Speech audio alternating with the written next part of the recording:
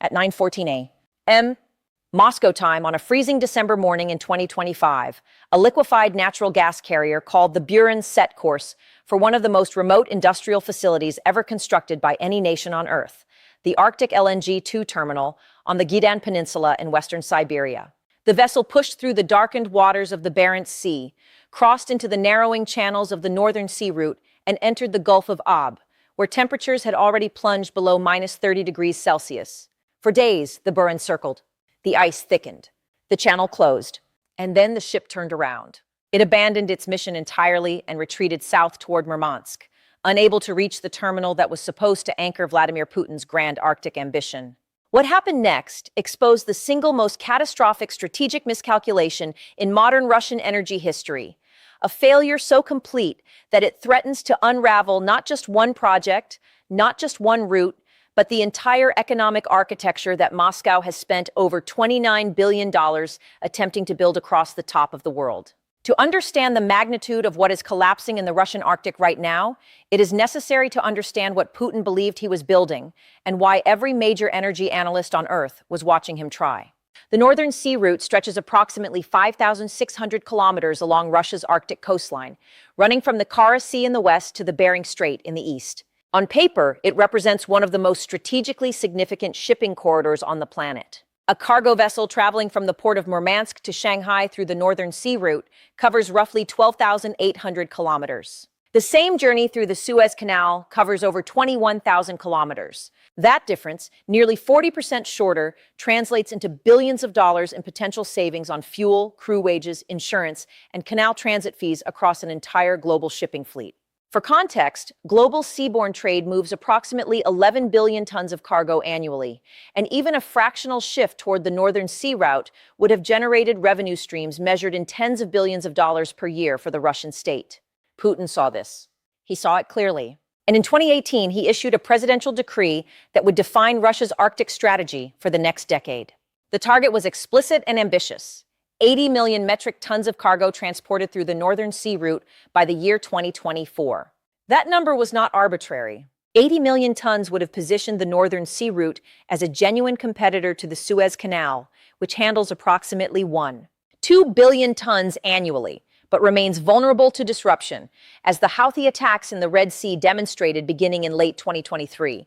Putin was betting on three things simultaneously. First, that climate change would melt enough Arctic ice to open the route for longer navigation seasons each year. Second, that Russian engineering would build the icebreakers, terminals, and specialized vessel fleet to support year-round operations across thousands of kilometers of the most unforgiving maritime environment on the planet. And third, that Western energy customers would have no alternative but to purchase Russian oil and gas shipped through Arctic waters, giving Moscow permanent leverage over European and Asian energy security.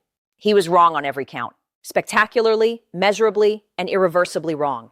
The numbers tell the story with devastating clarity. In 2024, total cargo shipped through the Northern Sea Route reached 9 million metric tons. That is less than half of Putin's 80 million ton target. Not close to half. Not approaching half. Less than half in the very year the target was supposed to be met. In 2025, the figure dropped further to 37 million tons, the first decline since 2022, the year Russia launched its full-scale invasion of Ukraine. Rosatom, the state corporation responsible for managing the Northern Sea Route, had originally projected 270 million tons by 2035. It has since quietly revised that figure downward to 117 million tons by 2030, a number that most independent analysts consider wildly optimistic given current trajectory. The commercial director of Murmansk Port, Vladislav Yakovchuk, captured the mood perfectly when he told reporters in early 2026 that officials were hoping for higher figures, but that it was too early to speak of concrete plans. Hope is not a strategy, and Moscow is running out of both. But here is where the story becomes truly extraordinary, because the failure of the Northern Sea Route is not simply a logistics problem or a scheduling delay. It is the convergence of three simultaneous crises: sanctions, ice, and engineering collapse, each one reinforcing the others in ways that Moscow did not anticipate and cannot now reverse. Subscribe to this channel right now and turn on notifications, because this situation is developing faster than any single news cycle can track. and what comes next will determine whether Russia's Arctic strategy survives the decade.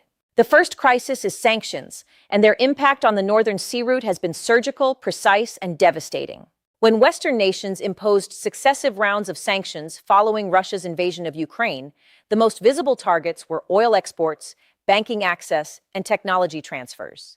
But the sanctions that have inflicted the deepest structural damage on Russia's Arctic ambitions targeted something far more specific: ships. The Northern Sea Route requires specialized vessels, not ordinary tankers, not standard container ships. It requires RC-7 ice-class LNG carriers, vessels engineered to break through ice up to 1 meters thick while maintaining cargo integrity at temperatures of minus 50 degrees. Before sanctions, Russia had contracted South Korean shipbuilder Hanwha Ocean to build 6 of these carriers and the Russian Zvezda shipyard to build 15 more. The Korean contracts were blocked. Sanctions against Sovcomflow, Russia's state shipping company, prevented payment and delivery. And Zvezda, despite receiving 200 relocated engineers from Novatek in mid-2024, has proven unable to deliver vessels on schedule using only domestic capabilities. The result is a fleet crisis of catastrophic proportions. Of the 57 specialized vessels Russia requires to operate the Northern Sea Route at capacity, only 27 are currently available. Many of those are aging tankers over 25 years old. Some exceed 50 years of service. Single-hull vessel, widely considered environmentally unacceptable by international maritime standards, remain in active operation because Russia has no replacements. The danger this poses was demonstrated with horrifying clarity in December 2024, when 2 oil tankers, Volgonev 212 and Volgonev 239, broke apart during a storm in the Kerch Strait off Crimea, spilling more than 3,000 tons of heavy fuel oil into the Black Sea. The cleanup relied on tens of thousands of volunteers because Russian authorities could not mobilize fast enough. In cold Arctic waters, the consequences of a similar accident would be orders of magnitude worse. Heavy fuel oil becomes denser in freezing temperatures, sinks through the water column, and settles on the seabed where recovery is nearly impossible. The Russian Transport Ministry acknowledged this reality in late 2025 when it proposed postponing until March 2028 a rule requiring all Northern Sea Route hydrocarbon shipments to use Russian-built vessels. The original deadline was March 2026. The postponement is an admission that Russia cannot build ships fast enough to operate its own route. The second crisis is one that Putin never expected: ice. The central premise of Russia's Arctic strategy was that climate change would progressively reduce ice coverage across the Northern Sea Route, extending the navigable season and eventually enabling year-round shipping. For several years, this assumption appeared correct. Arctic ice coverage declined in measurable annual increments. Shipping seasons extended from 3 months to 4, then to 5. Then the pattern reversed. Beginning in 2022, Arctic winds shifted, pushing massive volumes of multi-year ice from the central Arctic Ocean southward against the coast of northern Siberia, directly into the shipping lanes of the Northern Sea Route. The East Siberian Sea and the Chukchi Sea, critical transit zones for vessels heading to and from Asian markets, accumulated ice concentrations that had not been observed in years. Navigation windows that had expanded to 5 months contracted back toward 3. Icebreaker escort requirements increased, adding cost and delay to every transit. In December 2025, advancing ice prevented the Buran, the same vessel that had retreated from Arctic LNG-2, from loading cargo even with 2 nuclear icebreakers clearing a path ahead of it. 2 nuclear icebreakers and the ice still won. In April 2025, the head of Russia's Northern Sea Route Administration, Sergei Zybko, made a statement that stunned energy analysts worldwide. He said that ice conditions on the Northern Sea Route had been worsening for several years and that meaningful improvement should not be expected before 2050. Not 2030, not 2035, 2050. That single statement effectively acknowledged that the physical foundation of Putin's Arctic strategy, melting ice, does not exist in the timeline Russia needs it to exist. The third crisis is the engineering and commercial collapse of the 2 megaprojects that were supposed to generate the cargo to fill the Northern Sea Route: Arctic LNG-2 and Vostok Oil. Together, these projects represent over $130 billion in planned investment. Together, they were supposed to transform Russia into one of the world's dominant liquefied natural gas exporters, while simultaneously opening new oil production fields that would offset declining output from aging Western Siberian reserves. Together, they are failing. Arctic LNG-2, operated by Novatek, was designed to produce 19. 8 million tons of LNG per year across 3 production trains, with an additional 6 million tons of gas condensate. The project represented the crown jewel of Russia's post-Yamal LNG expansion strategy. Novatek's chairman and chief executive, Leonid Mikhelson, who has since been personally sanctioned by the United Kingdom, envisioned Arctic LNG 2 as proof that Russia could develop world-class liquefaction technology domestically, independent of Western engineering firms. Train 1 began producing gas in late 2023, approximately 1 year behind schedule. Train 2 is only 50% complete, requiring a fundamental redesign from turbine-powered to electric drive systems after Western sanctions cut off access to critical liquefaction technology. Elements of the replacement power plant remain stranded at a Chinese shipyard. Train 3 has been effectively mothballed for 2 years, with its future uncertain. The project overall is approximately 50% finished, but production capacity means nothing without the ability to deliver product to market. During the winter of 2024-2025, Novatek was forced to mothball Train 1 entirely because it could not sell or ship its own output. Approximately a dozen LNG cargoes were produced, loaded onto tankers, and then left floating in the Barents Sea and the Russian Far East for months because no buyer would accept the sanctions risk. The LNG literally sat on the ocean with nowhere to go. When Novatek finally found a buyer in August 2025, it was China's state-owned PipeChina, and the price was devastating. Industry sources report that Novatek offered discounts of 30 to 40% below market rates to secure Chinese acceptance. The financial impact was immediate and severe. Novatek's annual profit collapsed by 60% in 2025, falling to $37 billion from approximately $5 billion in each of the 4 preceding years. To maintain any export capability at all, Novatek assembled a shadow fleet of nearly a dozen LNG carriers through subsidiaries and opaque ownership structures, mirroring the tactics used in Russia's sanctioned crude oil trade. And the pressure is intensifying. The European Union banned LNG reloading at EU ports beginning in March 2025, eliminating a critical transshipment pathway that had allowed Russian cargoes to be blended and redirected to Asian markets through European terminals. Ship-to-ship transfer operations near Kildin Island in the Barents Sea doubled from 2024 to 2025 as a workaround, but each transfer adds operational risk, environmental liability, and cost. Novatek's older Yamal LNG project, once the jewel of Russia's Arctic energy portfolio, has not been spared either. One of its 15 Arc-7 ice-class carriers was lost to sanctions, tightening an already constrained shipping network. Extensive maintenance caused a 7% decline in production. And within months, the EU market will be fully closed to Russian LNG entirely, with pending EU and UK maritime services bans expected to further complicate shipping, insurance, and maintenance operations for every Russian Arctic vessel. Now consider Vostok Oil, which was supposed to be the other pillar of Russia's Arctic transformation. This is a Rosneft project valued at over $100 billion, the largest oil development on Earth in 2 decades. It encompasses 60 license areas across northern Krasnoyarsk territory and the Yamalo-Nenets Autonomous District, with a resource base of 7 billion tons of oil.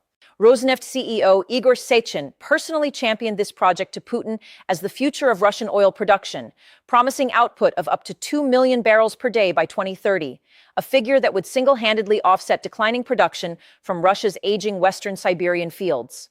The plan called for a 770-kilometer pipeline connecting Arctic oil fields to a new deepwater terminal at Bukhta Sever on the Kara Sea, capable of handling 25 million tons of oil per year, roughly 500,000 barrels per day. In 2020, Rosneft sold a 10% stake in the project to commodity trader Trafigura for approximately $5 billion, signaling confidence that international capital would underwrite the development. The original production target was 30 million tons per year by 2024. That deadline passed with zero production. The start date was pushed to 2025. It passed again. It is now scheduled for 2026, but the pipeline was less than half complete by the end of 2024 and only reached 80% by September 2025. The project's operator, RN Vancor, fell under direct U.S. sanctions in January 2025, cutting off access to critical Western technology and equipment. International partners departed. An independent analysis from the Carnegie Endowment concluded that the project has been effectively reduced to building a transport system to ship oil from the aging Vancor cluster, oil that can already be moved through existing pipelines, making the entire massive infrastructure investment potentially redundant. If you are still watching this and you are not subscribed, you need to subscribe right now and hit that notification bell, because this story is far from over, and the implications of what happens next extend far beyond the Arctic. What is unfolding in the Russian Arctic right now is not a temporary setback or a scheduling inconvenience that can be resolved with additional funding. It is the deep structural failure of a national strategy that consumed tens of billions of dollars, required the coordination of state energy corporations, shipbuilding industries, nuclear icebreaker fleets, and diplomatic relationships with China and India, and was personally championed by Vladimir Putin as proof that Russia could project economic power across the most hostile environment on the planet. Russia operates the world's only fleet of nuclear-powered icebreakers, 8 vessels, 4 of them newly built. It invested $29 billion in a comprehensive Northern Sea Route development plan in 2022. It built terminals, ports, and communications infrastructure along thousands of kilometers of Arctic coastline. The icebreakers exist. The cargo does not. The geopolitical consequences are compounding. China, which was supposed to be Russia's primary Arctic energy customer, is making its own calculations. Beijing accepted sanctioned LNG from Arctic LNG 2 in August 2025, but it did so at prices that stripped Novatek's margins to the bone. China is not acting as Russia's partner in the Arctic. It is acting as Russia's most demanding customer, exploiting Moscow's desperation to extract maximum concessions on pricing, delivery terms, and strategic access. Every discounted cargo that reaches a Chinese terminal is a cargo that reinforces Beijing's leverage and diminishes Moscow's. Meanwhile, NATO's response has been methodical and strategic. In February 2026, the alliance launched Arctic Sentry, an integrated monitoring operation across the high north that combines new air and maritime infrastructure in Norway, Finland, and Sweden with coordinated surveillance capabilities. Finland and Sweden, both recent NATO members, bring Arctic operational expertise and geographic positioning that fundamentally alter the security calculus along the Northern Sea Route's western approaches. Russia now requires mandatory transit permission, Russian pilots, and icebreaker escort for any foreign vessel attempting to use the Northern Sea Route. Requirements that international maritime law experts consider legally questionable across most of the route's length, and that serve primarily to allow Moscow to monitor foreign vessels operating near sensitive military installations. The irony is extraordinary. Russia built the Northern Sea Route to reduce dependence on Western-controlled shipping choke points. Instead, sanctions have made Russia more dependent on a route it cannot fully operate, selling resources it cannot ship at competitive prices to a single customer, China, that exploits every ounce of Moscow's desperation. The historical parallel that intelligence analysts are drawing is not to any single previous energy confrontation, but to the Soviet Union's broader pattern of overextending strategic investments into environments that ultimately consumed more resources than they produced. The Soviet Union built the Baikal-Amur mainline railway across Siberia at enormous cost, believing it would unlock Eastern wealth. It did not, at least not on the timeline or scale that justified the investment. The Soviet Union poured resources into Central Asian cotton production that drained the Aral Sea and created an ecological catastrophe. Putin's Arctic route carries the same signature, a strategic vision built on assumptions about the physical environment, technological capability, and geopolitical alignment that reality has systematically dismantled. The difference is speed. The Soviet failures took decades to materialize. Putin's Arctic failure is collapsing in real time, compressed by sanctions pressure that the Soviet Union never faced at this intensity, and by climate variability that no strategic planner in Moscow modeled correctly. The question that defense analysts, energy economists, and intelligence services are asking right now is whether Russia will double down or retreat. Doubling down means continuing to pour resources into Arctic infrastructure despite collapsing returns, maintaining icebreaker fleets, subsidizing money-losing LNG shipments to China, and hoping that ice conditions improve before 2050. Retreat means acknowledging that the Northern Sea Route cannot function as a strategic alternative to existing global shipping corridors under current conditions, a political impossibility for a leader who has staked national prestige on Arctic dominance. There is a third possibility, and it is the one keeping strategists awake in Washington, London, and Brussels. Russia may attempt to militarize the failure, using the Northern Sea Route not as a commercial corridor, but as a military deployment zone, positioning submarine forces, coastal defense systems, and Arctic warfare capabilities along the route to extract strategic value from infrastructure that cannot generate economic returns. The naval bases at Severomorsk and Gadjievo already anchor Russia's northern fleet, home to its ballistic missile submarine force and the bulk of its nuclear-powered attack submarine fleet. Extending military presence eastward along the route would transform a commercial failure into a security challenge that NATO must resource and respond to indefinitely. Every ruble spent on Arctic military infrastructure can force the West to spend multiples in response, a calculus that appeals to Moscow precisely because the commercial calculus has failed. The next 12 months will determine which path Moscow chooses. Vostok Oil's first shipments are tentatively scheduled for summer 2026, with the pipeline now reportedly over 80% complete. If that deadline slips again, and the geological complexity of the Payaka oil cluster, which independent analysis suggests cannot begin meaningful production before 2028, raises serious questions. The entire economic justification for the Northern Sea route collapses into a single operating project, Yamal LNG, which itself faces tightening sanctions, aging infrastructure, a lost RC-7 carrier, and declining European market access. Arctic LNG 2's third production train remains mothballed with no restart date. The EU's full ban on Russian LNG imports approaches. New Western LNG capacity from projects like Plaquemines, LNG Canada, Costa Azul, and Golden Pass is entering service, further marginalizing Arctic LNG 2's already tiny contribution. Its curtailed output represents roughly 0.3% of global LNG supply, equivalent to a single production block at Venture Global's Plaquemines facility in Louisiana. And the ice continues to build. Putin ordered 80 million tons on a single route. He got 37 million. He spent $29 billion building a route that nature itself is closing. The icebreakers are ready. The ships are not. The gas is produced, but cannot be sold at prices that cover costs. The oil fields are mapped, but cannot be developed without Western technology that sanctions have removed. What happens in the Arctic over the next 48 to 72 weeks will not simply determine the future of Russian energy exports. It will determine whether the most expensive infrastructure gamble of the 21st century produces anything at all, or whether the Northern Sea route becomes the most elaborate monument to strategic miscalculation since the fall of the Soviet Union itself. The clock is running. The ice is building. The ships are retreating. And right now, at this very moment, Vladimir Putin's billion-dollar Arctic dream is freezing solid.